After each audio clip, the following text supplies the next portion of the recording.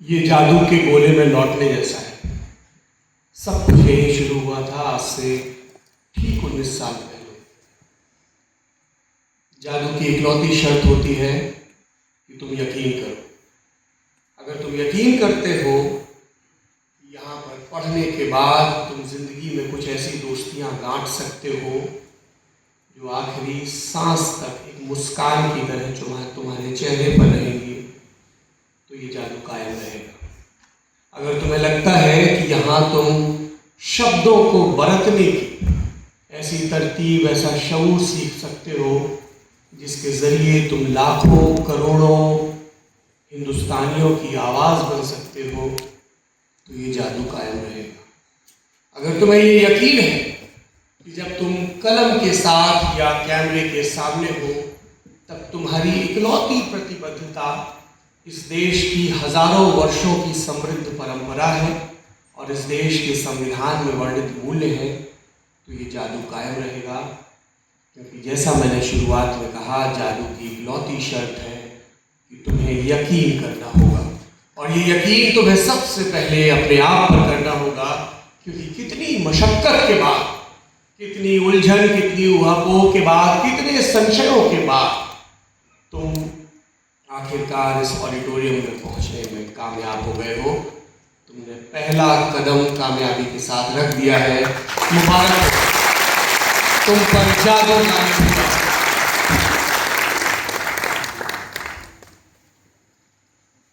तो यदि कोई इस उम्मीद के साथ बैठा है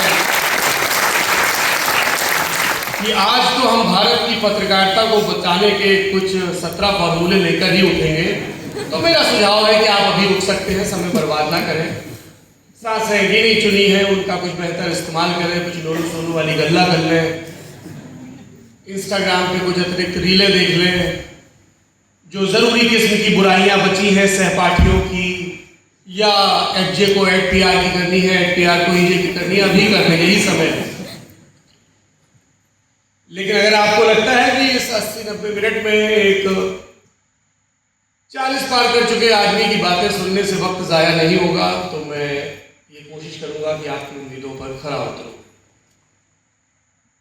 कुछ बुनियादी बातें हैं जिनका अगर आप अगले 9-10 महीने में ख्याल रखेंगे। मैं, चूँकि मेरा सॉफ्टवेयर पीजी डिप्लोमा वाला है, तो मैं अभी मास्टर्स वाले मोड में नहीं आ पाया हूँ। मुझे बताया गया कि अब यहाँ 2 साल की पढ़ाई भी होती है। मुझे ये भी सुन के अच्छा लगा कि पढ़ाई होती है। हमारे समय में भी होती थी, हम नहीं पढ़ते थे, हम लोग करते थे भरपूर मौज। हमको लगता था किताबें अपनी जगह कायम रहेंगी, दीमकों के पास पर्याप्त खाना है, उन्हें जल्दी नहीं है तो हमें भी नहीं है, दोस्तियां गांठ ली जाए। पूरे हिंदुस्तान से लोग जुटे थे यहाँ अलग अलग कोर्सेज में, और हमारे जमाने में 4 ही कोर्स हुआ करते थे, एडपीआर, इंग्लिश जर्नलिज्म, हिंदी जर्नलिज्म और रेडियो एंड टीवी जर्नलिज्म। हम उस जमाने के हैं जब वीसीआर और वीसीपी हुआ करते थे। आप अपने पापा चाचा से पूछिएगा, वो शायद बता पाए। सीडीज के आने में भी कुछ वक्त था, और हमने देखा था कि हमारे चाचा लोगों ने अतिरिक्त पैसा खर्च करके टोपियां खरीद ली थी, क्योंकि सुनहरे पर्दे पर कोई टोपी पहनाते हुए गा रहा था, आया मौसम दोस्ती का। बाद में ये स्वनाम धन्य व्यक्ति और भी कई कारनामे करने वाले थे।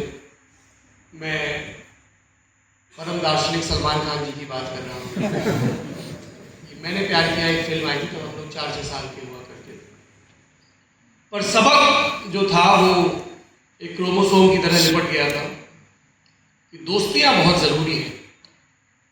अब मैं आपको वही सबक दोहराने के लिए यहाँ पर आया हूँ कि अब आपको ये तय करना है मेरे नौजवान मित्रों कि आपको किससे दोस्ती करनी है। एक सीधा साधा तरीका है कि जो अपने जैसे हैं, अपने जैसे स्वभाव, अपनी जैसी रुचियां, अपनी जैसी भाषा, अपनी जैसी बोली, उनके साथ दोस्तियां कर ली जाए। This is safe, easily available, you feel comfortable about it. एडपीआर के हैं तो एडपीआर में दोस्ती कर ली, यूपी के हैं तो यूपी वालों से कर ली, दिल्ली का एक अलग ज्ञान होता है। डे स्कॉलर्स अलग, इंग्लिश मीडियम वाले अलग, हिंदी मीडियम वाले अलग, लिट्टी चोखा संप्रदाय अलग, राजस्थान का एक अलग गिरोह, है ना। सबने ऐसे ऐसे अपने अपने गुट बना लिए होंगे। मैं ये मानना नहीं चाहता। मैं ये मानना चाहता हूँ कि तुम लोगों को एक शानदार मौका मिला है, तो तुम इसका इस्तेमाल अलग अलग सब नेशनैलिटीज़, अलग अलग कल्चर, अलग अलग लैंग्वेज और अलग अलग ख्यालों को जानने में करोगे। इतनी जल्दी क्या है कोई एक लेबल लगाने की। इसलिए दोस्तियां जब करो तब प्लूरैलिटी का बहुत ख्याल रखो, विविधता। यदि तुम भारत नाम के विचार को समझना चाहते हो तो ये एक बहुत मजबूत सूत्र हो सकता है आगे बढ़ने का, क्योंकि हम हिंदुस्तान हैं। और अगर हम अपने आप को समझना चाहते हैं तो हमें हिंदुस्तान की अलग अलग भाषाओं, बोलियों, मान्यताओं को, साहित्य को, संस्कृति को समझने की एक लगातार कोशिश करनी होगी। और उसके लिए आईएमसी से बेहतर शुरुआत नहीं हो सकती। आप जो जानते हैं उसके प्रति किसी भी किस्म के शर्म से मत भरिए। हम में से ज्यादातर लोगों की हिंदी पहली जबान नहीं, मेरी भी नहीं। My first language was Bundeli. मेरी मादरी जबान, मेरी मातृभाषा बुंदेली है। जब पढ़ाई के सिलसिले में मुझे अपना गांव और फिर अपना कस्बा छोड़ना पड़ा और कानपुर आया, तब जाकर मुझे समझ में आया कि जो टेक्स्ट बुक में वाक्य लिखे होते हैं वो बोले भी जाते हैं। राम घर जाता है, सीता दफ्तर जाती है। राम मनुष्यों से करिए और करिए किताबों से, क्योंकि वो भेद नहीं करती है, वो सीखने का, सिखाने का भरपूर मौका देती है। आज दफा बात ये होती है कि आदमी मंच पर बड़ी बड़ी बातें करता है, लेकिन असल जिंदगी में ऐसा नहीं होता है। तो मैं ये सोच के आया था और आने के पहले मैंने अपनी उस्ताद से पूछा था, उनसे मेरी मुलाकात यही हुई थी। मेरी उस्ताद दुनियादारी की नज़र से मेरी पत्नी भी है। यही इंग्लिश जर्नलिज्म में पढ़ा करती थी, मैं हिंदी जर्नलिज्म में था। 2006-7 की ये बात है। जादू की शुरुआत यहीं से हुई थी, प्रेम भी यहीं से शुरू हुआ और जो अभी तक प्रकृति की कृपा से चल रहा है। सीखने का उत्साह भी और प्रेम भी, ये निरंतर की बात है, ये रोज का साधना है। तो मैंने अपने उस्ताद से पूछा कि आईएमसी जा रहा हूँ, वहाँ बहुत सारे नौजवान चितेरे बैठे होंगे, कलाकार किस्म के लोग, उनको सब आता है, मास्टरों को लगता है कि इनको नहीं आता है, हमको पता है। तुम लोगों के अंदर कलाकारी के गुणसूत्र बहुत है। तुम लोगों के लिए हमारे गांव के उस्ताद कहा करते हैं, अरे साहब बड़े छाकड़ किस्म के लड़के लड़कियां आते हैं, तेज तर्रार, अच्छी बात। तुम्हें क्या ही आगे तुम्हें बता दूं, सब तो तुम्हें पता है। ट्विटर पर तुम रहते हो, तुम्हें मुझसे ज्यादा पता होगा कि मैंने अमित शाह के साथ भोजन में क्या खाया।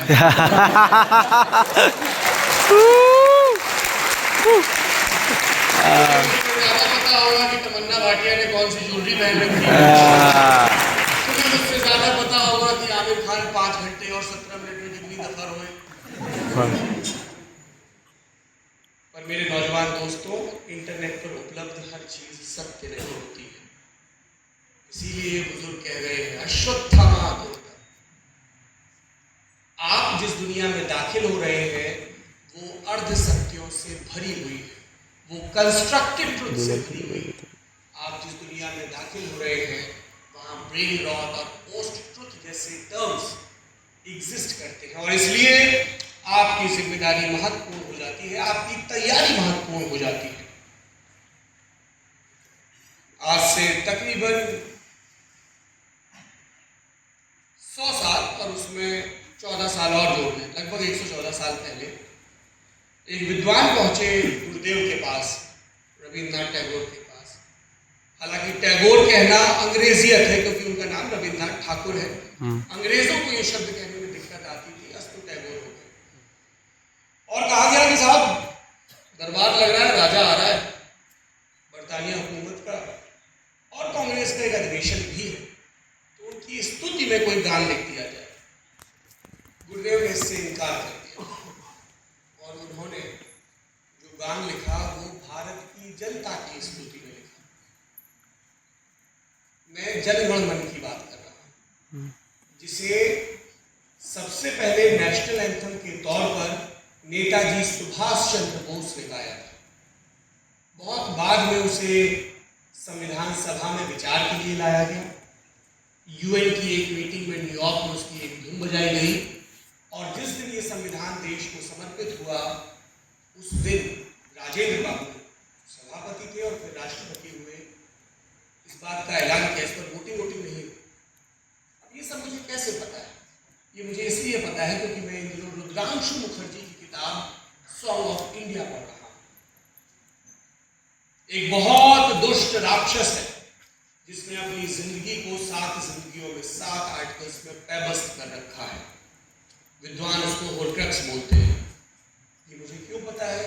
क्योंकि मैं इन दिनों हैरी पॉटर रिवाइज करता हूं। किताबों में भेद मत करना। केशव पंडित भी पढ़ना, मिल्सन बून भी पढ़ना, जेन ऑस्टिन को भी पढ़ना, गीट्स की कविताएं भी पढ़ना, और केदारनाथ सिंह, शमशेर बहादुर और भिखारी ठाकुर को भी पढ़ना। अगर तुम्हारे मन में किसी किस्म का खांचा बन गया है कि मैं ये पढ़ूंगा तो कूल लगूंगा, एप्पल टीवी देखूंगा तो आई बी बेटर, तो ये तुम्हें एक बीमारी की तरफ धकेल रहा है। अंग्रेजी में इसको स्नॉब कहना, स्नॉब बोलते हैं।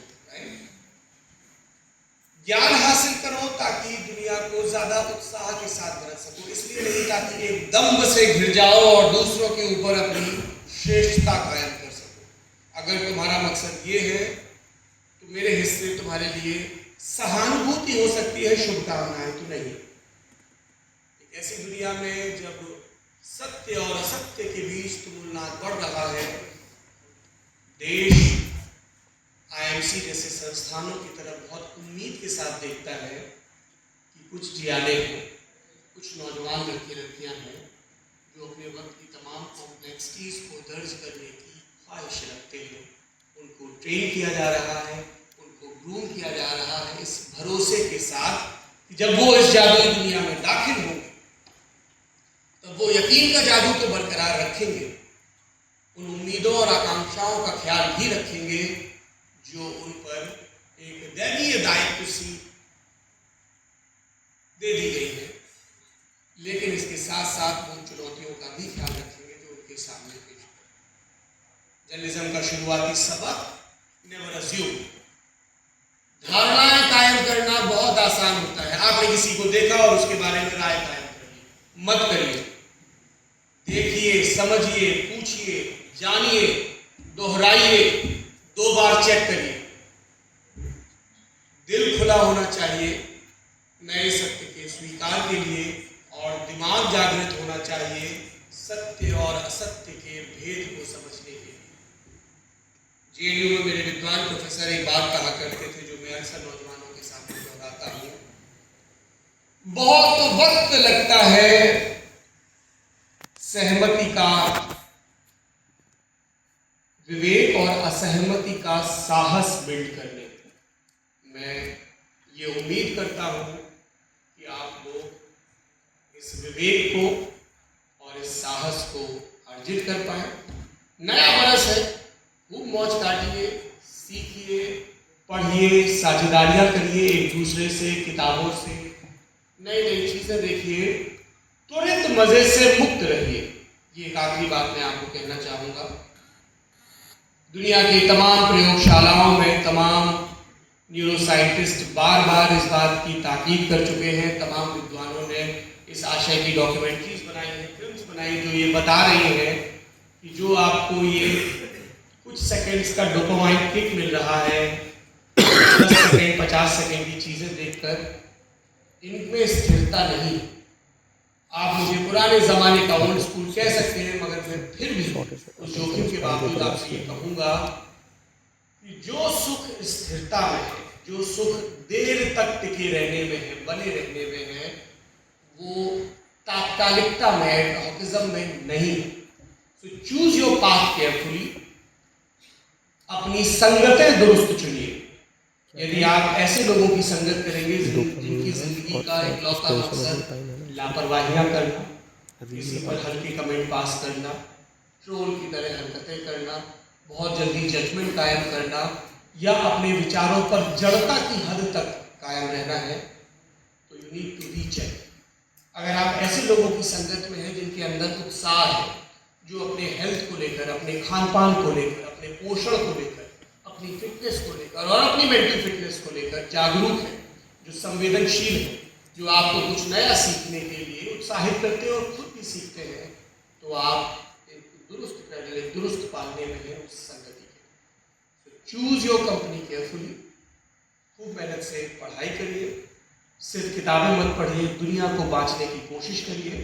रोज रात में अपने आप से एक सवाल पूछिए कि ये जो एक दिन खर्च करने को मिला है, आज इसमें मैंने क्या कमाया। और रोज सुबह जब आंख खुले तो सबसे पहले मुस्कुराइए, क्योंकि जीने के लिए एक दिन और मिला है। जिंदगी जिंदाबाद।